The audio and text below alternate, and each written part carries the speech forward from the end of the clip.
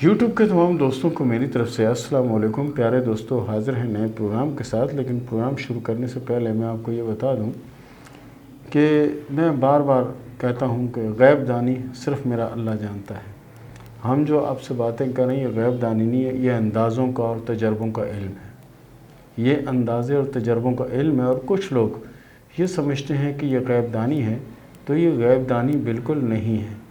تجربے سے مراد یہ کہ آپ ایک چیز سے گزرے، ایک تجربے سے گزرے، اور آپ دوسرے کو سمجھائیں کہ بھئی یہ نہیں کرنا ورنہ آپ کے ساتھ بھی ایسا ہی ہوگا جیسا میرے ساتھ ہوا، ٹھیک ہے نا۔ یہ چیز، اور جو میں آج چیز آپ کو بنا کے بتا رہا ہوں اس پہ غور کیجیے گا اور اس کو سمجھنے کی کوشش کیجیے گا، یقین کریں کہ وہ آپ کے لیے بہت زیادہ فائدہ مند ہوگی۔ سب سے پہلی بات یہ ہے کہ کچھ لوگ آپ نے دیکھے ہوں گے میلے کچیلے کپڑے پہن کر کسی جگہ بیٹھے ہوتے ہیں، اور ہر آنے جانے والا جو نا اس کے پاس سے گزرتا ہے تو وہ ہنس رہے ہوتے ہیں، ہنستے ہیں۔ اور اس کے بعد ایسے کچھ لوگ ایسے ہیں کہ جیسے آپ یہ سمجھو کہ نشے میں ہیں یا نشے بازی میں ہیں اس طرح کے، لیکن وہ نشے میں نہیں ہوتے۔ اور کچھ لوگوں کو آپ یہ گمان کرتے ہیں کہ آپ یہ پاگل ہوں گے یا ایسے ہوں گے، وہ پاگل بھی نہیں ہوتے۔ میلے کچیلے کپڑے پہنے ہوتے ہیں، وہ گھر سے اور ہر ذمہ داری سے لا تعلق ہوتے ہیں، اور ایسے لوگ اکثر جو نا آپ دیکھیں گے کہ میلوں میں، ٹھیلوں میں، ایسی جگہوں میں آپ کو یہ لوگ ملیں گے، یا آپ کو گلی میں، کوچوں میں ایسے لوگ ملیں گے۔ اور آج کل جو یہ لوگ ملیں گے تو کچھ لوگ ایسے بھی آپ ضرور دیکھیں گے کہ وہ جو پاگل یا میلے کچیلے یا کسی بھی بیماری یا کسی بھی چیز سے جو ان کا یہ حال ہوا ہے، لوگ اس حال کو چھوڑ کر جا کے ان کو پین پکڑاتے ہیں کہ لو جی سٹے کا نمبر لکھ دو بابا جی، اور اس کے پاس یا دودھ پتی چائے اور باقر خانیاں اور یہ وہ رکھتے ہیں، بابا جی یہ لو۔ اب بابا جی اپنے ٹینشن میں گم ہیں، وہ کس پریشانی میں ہے، وہ کس ماحول سے گزر رہا ہے، کس جگہ سے گزر رہا ہے، اس کے پیچھے کتنی بڑی کہانی ہے، کتنی اولادیں چھوڑ کر آیا، کس طرح در پدر ہو کر وہ یہاں تک پہنچا۔ لوگوں کو اس چیز کا غم نہیں ہوتا، اس چیز کی فکر نہیں ہوتی۔ فکر ہوتی صرف یہ کہ بابا جی ادھر نمبر لکھ دو، بابا جی۔ اچھا، بابا جی نے اگر کسی کو یوں کر دیا نا، یوں کر دیا تو وہ کہتے ہیں 5 نمبر۔ بابا نے کسی کو گالی دے دی تو انہوں نے بولا 7 نمبر۔ بابا نے پتھر اٹھا کے دے مارا تو بولا 8 نمبر۔ یہ اس طرح سے ان کے نمبر بناتے رہتے ہیں، حالانکہ ہوتا پتہ کیا حقیقت کیا ہے۔ آج میں ہاتھ کی لکیریں بنا کے بتاتا ہوں، اگر اس طرح کا کوئی فرد ہوگا تو اس کے ہاتھ میں آپ یہ دیکھیے گا، ضرور آپ کو انشاءاللہ العزیز ایسی لکیر ملے گی۔ اور یہ لوگ آدم بیزار لوگ ہوتے ہیں، یہ تنہائی پسند ہوتے ہیں، کہتے ہیں کہ ہمارے پاس کوئی نہ ہو، ہم تنہا بیٹھ کے باتیں بھی کرتے رہیں، ہنستے بھی رہیں، روتے بھی رہیں۔ تو یہ میں بنا کے بتا رہا ہوں، اس کو ضرور دیکھیے گا۔ یہ ہے زندگی کی لکیر، اور یہ ہے دماغ کی لکیر، ٹھیک ہے، اور یہ ہے دل کی لکیر۔ یہ ہے دل کی لکیر، یہ ہلکا سا ایک چاند کا سا نشان بنا ہوا ہے، اور ضروری نہیں کہ ایسی ہو، بالکل ایسی بھی ہو سکتی ہے، یہ اس طرح کی لکیر بھی ہو سکتی ہے۔ اس طرح کی لکیر اگر کسی کے ہاتھ میں ہے، اور دماغی لکیر بھی مثال کے طور پر جنہیں کئی شاخوں میں بٹ رہی ہے، اس طرح سے جنہیں کئی شاخیں اس سے نکل رہی ہیں، اور دماغ کی لکیر بھی یہ کمزور ہے، اس طرح سے کمزور سی لکیر ہے، اور یہ اس کے بعد یہ دل کی لکیر دیکھنے کے جیسے چاند بنا ہو، چاند نما نشان بنا ہو، یہ نشان بنا ہو۔ میں نے اپنی زندگی میں ایسے کچھ لوگوں پہ تجربہ بھی کیا، پامسٹری کے علم کے علاوہ بھی میں نے دیکھا۔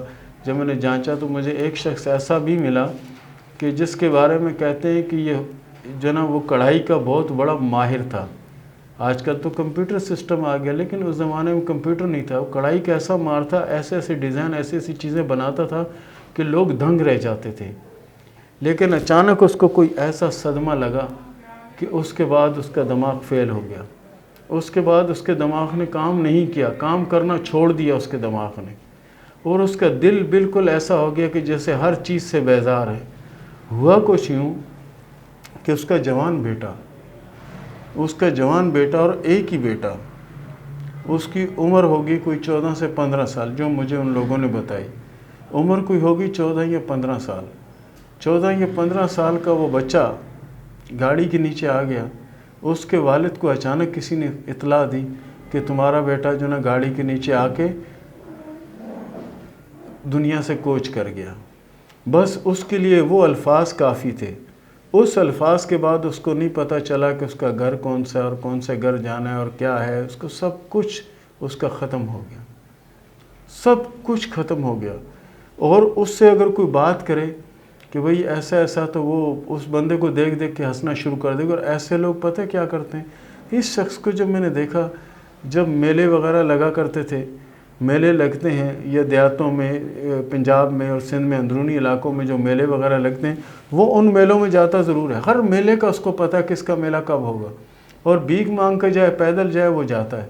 اچھا جاتا ہے جب میلہ لگ رہا ہوتا ہے نا، جب میلہ لگ رہا ہوتا ہے تو میلے کو دیکھ رہا ہوتا ہے، اور جب میلہ وہ لوگ ختم کر دیتے ہیں، 3-4 دن بعد میلہ ختم ہوتا ہے، تمبو اور وہ سارا اکھاڑنا شروع کر دیتے ہیں، تو اس وقت وہ زور زور سے ہنستا ہے، زور زور سے ہنستا ہے۔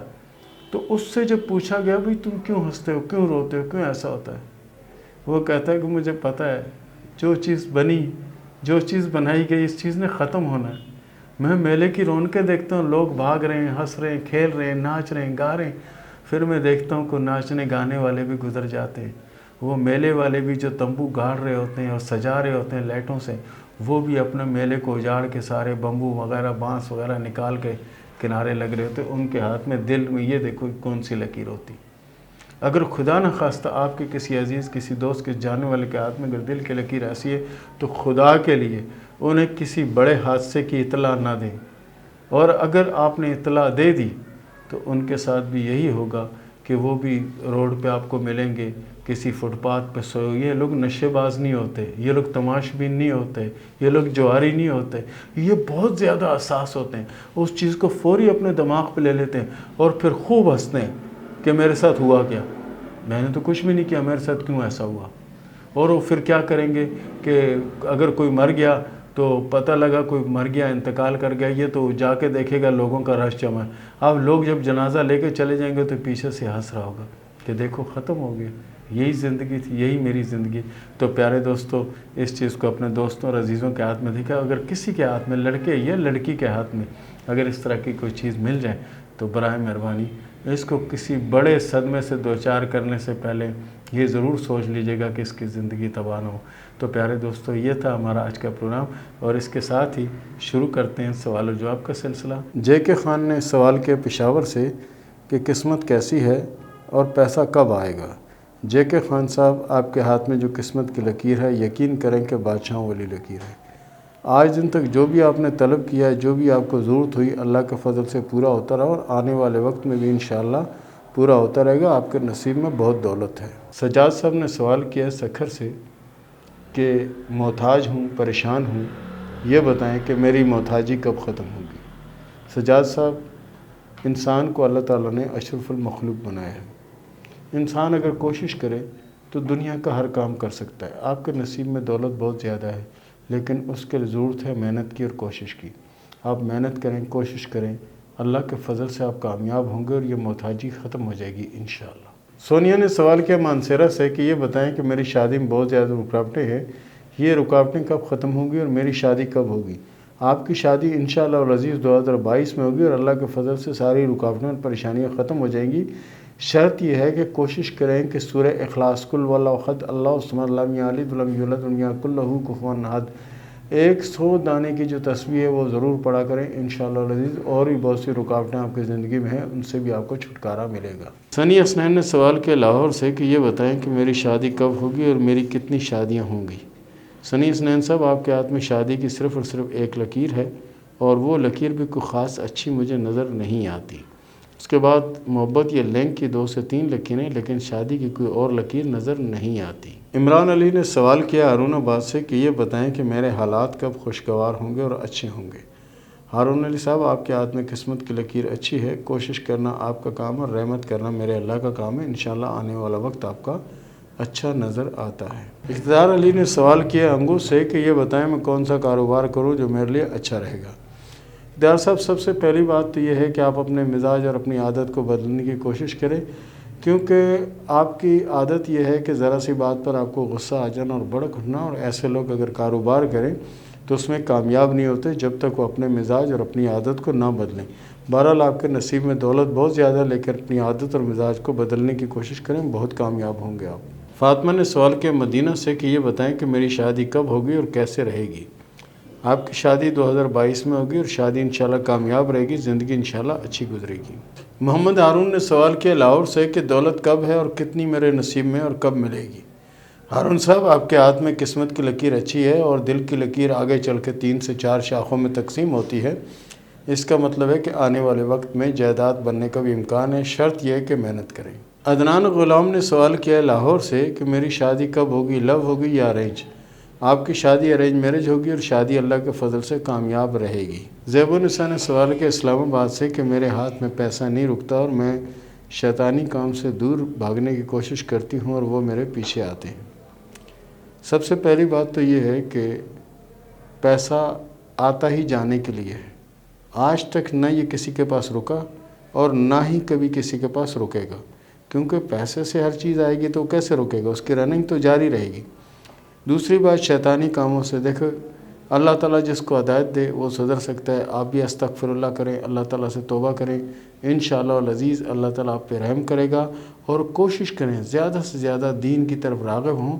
اللہ تعالیٰ ہر برائی اور ہر مشکل اور ہر پریشانی سے آپ کو محفوظ رکھے گا۔ نعمان ظہیر نے سوال کیا کراچی سے کہ دوسری شادی کب ہوگی اور کیسے رہے گی؟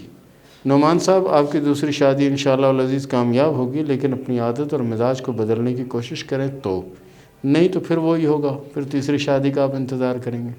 معاوش بی بی نے سوال کیا ملتان سے کہ یہ بتائیں کہ میری قسمت میں حج یا عمرے کا سفر ہے یا نہیں؟ اور دوسرا، میں نے کسی پامسٹ کو ہاتھ دکھایا تھا تو اس نے بتایا کہ تمہاری زندگی بہت چھوٹی ہے، تو آپ کیا کہتے ہیں؟ سب سے پہلی بات یہ ہے بیٹا کہ زندگی موت اللہ کے ہاتھ میں ہے، کسی کے ہاتھ میں نہیں ہے۔ آپ کے ہاتھ میں اللہ کے فضل سے زندگی کی لکیر لمبی ہے اور اچھی ہے، آپ کے نصیب میں حج یا عمرے کا سفر بھی ہے، لیکن کوشش کریں کہ درود ابراہیمی جو ہے اس کی ایک تسبیح ضرور پڑھا کریں، انشاءاللہ العزیز اور بہت سی کامیابیاں آپ کو نصیب ہوں گی۔ اس کے ساتھ ہی مجھے اجازت دیں، ملتے ہیں اگلے پروگرام میں۔ اللہ حافظ۔